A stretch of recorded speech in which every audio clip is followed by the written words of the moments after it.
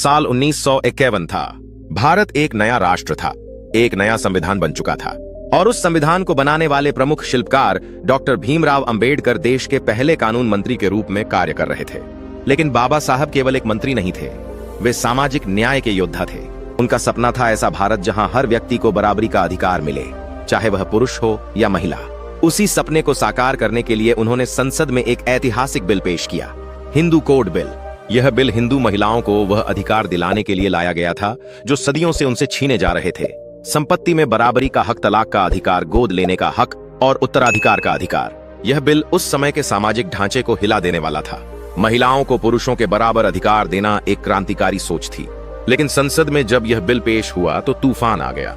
परंपरावादी नेता, धर्म के ठेकेदार और कुछ बड़े मंत्री भी बिल के खिलाफ खड़े हो गए।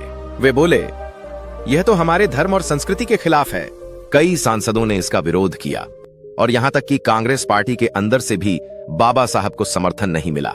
लेकिन बाबा साहब पीछे हटने वालों में नहीं थे। उन्होंने संसद में खड़े होकर कहा, अगर एक महिला को अपने पति की संपत्ति में हिस्सा नहीं है तो वह पत्नी नहीं, सिर्फ एक सेविका है। यह अन्याय मैं नहीं सह सकता।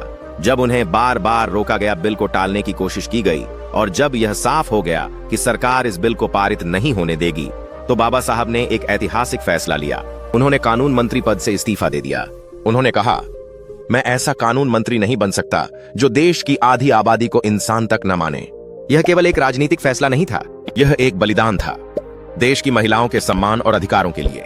आज भले ही बहुत लोग इस घटना को भूल चुके हों, लेकिन यह एक ऐसा क्षण था जब एक व्यक्ति ने सत्ता से बड़ा समझा न्याय और समता को।